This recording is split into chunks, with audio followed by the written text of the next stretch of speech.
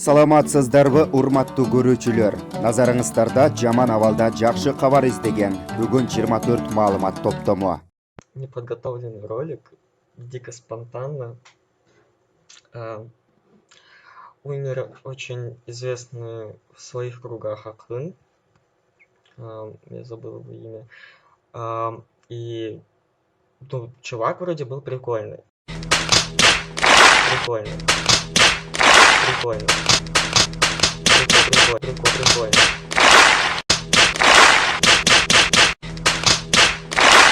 Карантин дейіл қиналдай ма? Айтпа, доске бара маска тән жүріп қалып.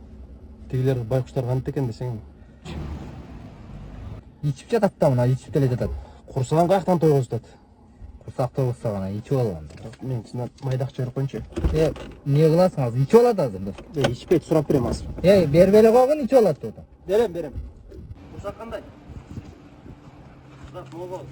Бізден нампан алып жеп алшы. Ичіп қойма бірақ, брат, сұраншы. Болды, ден солып қалады. Ичпейсі, брат. Сөп, болды.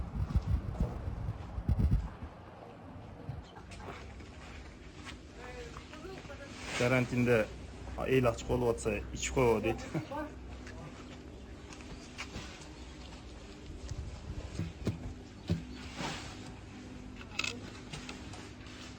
Бұл дүйне жалған. Бір сутканын ішінде жалпысынан 38 бейтап ооруканадан айығып чыгарылды. Бишкек шаарынан 7 бейтап, Нарын областынан 2, Ош шаарынан 1 бейтап, Ош областынан 25 бейтап, Баткен областынан 1, Баткен районунан 1, Кызылке шаарынан 2. Булардын баардын кайталап алынган анализдердин жыйынтыктары менен үйлөрүнө чыгарылды. Республика боюнча бүгүнкү күнгө чейин жалпы 254 бейтап айыгып ооруканадан чыгарылды.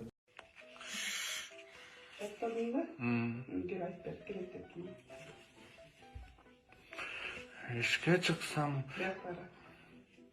бияқта қараймын, нече бияқта қараймын?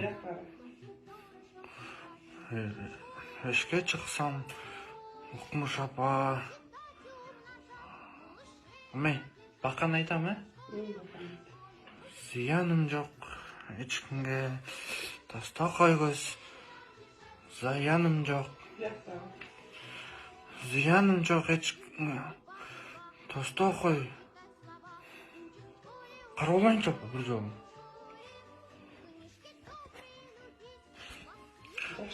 Зияным жок, ешкімге таста қойғыз.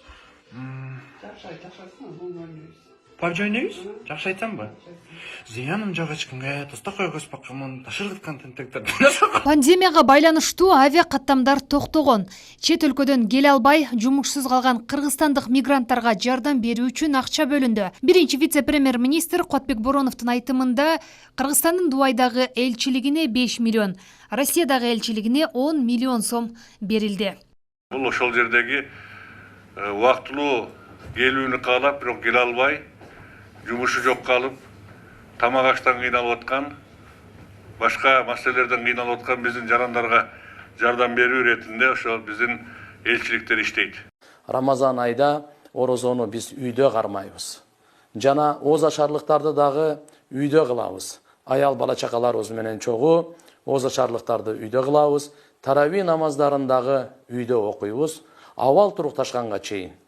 Мынакей жума намаздын ордуна пешим намаз, 5 убакыт намаздарды, фарыздарды биз азыр үйдө окуп атканыбыздан кийин таравих намазы бул сүннөт намаз болуп эсептелинет. Ошондон улам баарыбыз үй бүлө бала чака менен үйдө таравих намаз окуп турабыз туугандар.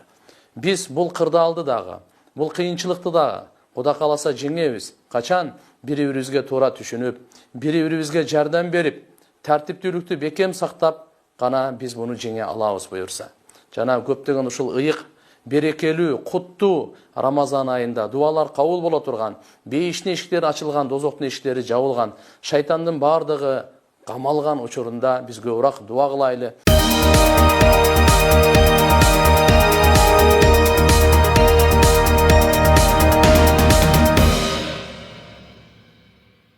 Российской Федерации Владимир Владимирович Путин.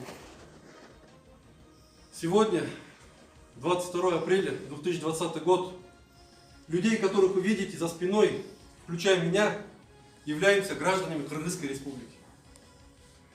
С 22 марта по сегодняшний день, 22 апреля, мы находимся в очень тяжелом состоянии. Мы были в Шереметьево 4, 5, 6 апреля. Нас оттуда прогнали с этого Шереметьево. Хотя другие люди там находились, ссылаясь на непонятно что, нас оттуда выгнали. С тех пор мы находимся здесь в хостеле. Мы просим одно единственное, ответьте на наш вопрос, пожалуйста. Мы купили билеты за свой счет. Мы не просим у Российской Федерации помощи, пособий или что-либо такое, мы не просим. Все наши граждане Кыргызской Республики купили билеты. Все купили билеты за свой счет. И мы просим одно, чтобы вы предоставили коридор, открыли и отправили нас на родину. Мы не понимаем, по какой причине. В Кыргызской Республике нам отвечают, что Российская Федерация закрыла воздушное пространство. В России отвечают, что Кыргызская Республика закрыла воздушное пространство. Мы хотим конкретно знать, в чем причина. И мы все-таки надеемся, Владимир Владимирович, что вы ответите на нашу просьбу и поможете нам. Потому что с каждым днем нам становится тяжело. Среди нас есть пожилые люди.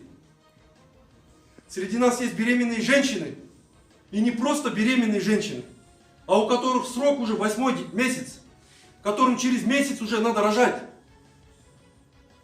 Пожалуйста, Владимир Владимирович, мы очень сильно устали. У нас уже не хватает дальше терпения. Мы понимаем это все, всю ситуацию, но мы просим просто помощи. Большое вам спасибо. Ассаламу алейкум. Разготоздар. Ассаламу алейкум. Мына Москва шаарында, Новосибирск шаарында мына Жегиш Молдохматов сизге чоң рахмат.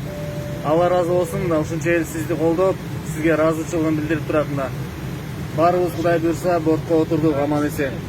Бизди күтүп алгыла чоң рахмат. Рахмат. Ошондой эле биздин президент Сооронбай Жээнбековге да чоң рахмат. Ыраазычылыгыбызды билдиребиз. Урматтуу биздин мекендештер, жердеши Новосибирскидеги жашап аткан кыргыз элиме, биздин балдарыбызга, кыздарыбызга, апаларга биздин атыбыздан чоң рахмат. Мына биз бүгүн Кудайдын буйруп 1 айдан бери ушу эмеде жаттык эле, постелде, достолдо жаттык эле. Ошол жака күн түн дебей ушу биздин жаныбыздан, биздин кыйыныбызды, жаманыбызды, жакшыбыздын баарын чогуу биз менен өткөргөн адамдарга чоң ыраазыбыз. Мына бүгүн кубанычыбыз койнубузга батпай, эмне деген сөздөрдү айта албай, мына аябай ушундай толкундар менен отурабыз самолетто. Баарыңарга чоң рахмат, ишиңерге ийгилик, үй бүлөңөр, өзүңөр алыста жүрөсүңөр, аман болгула, бар болгула, эчтекеден кем болбогула. Мына кыргызымдын учу бууру эмеске, мына алыста жүрсөк дагы баягы өзүбүздүн Кыргызстанда жүргөндөй болуп, бир күн курсагыбызды ачырган жоксуңар. Силерге чоң ийгилик, алтындарым, чоң рахмат, бар болгула. Бизден чоң таазим силерге, энелердин атынан, буякта балдарыбыздын атынан, кыздарыбыздын атынан чоң ыраазычылык, бар болгула, аман болгула. Кыргызстанга аман эсен жетсек, силерге жалаң той менен, жакшы ийгиликтер менен келип туралы силерге.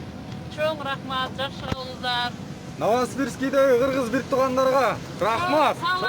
Рахмат. Башында анан эмен бузактагы карындашым түшүнөсүн.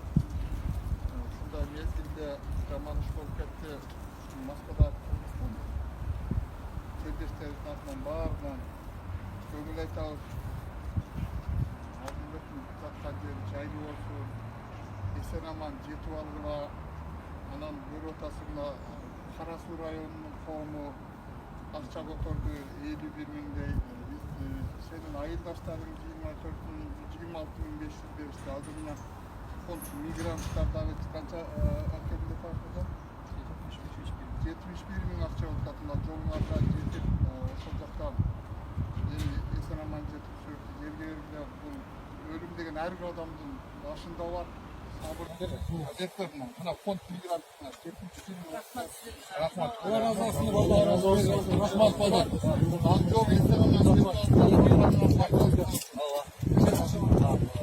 Каналга жазылууну унутпаңыздар. Биринчилерден болуп маалымат алуу үчүн коңгуроочону басыңыз. Дайыма ден соолукта болуңуздар. Сиздер менен бүгүн 24 маалымат топтому болду.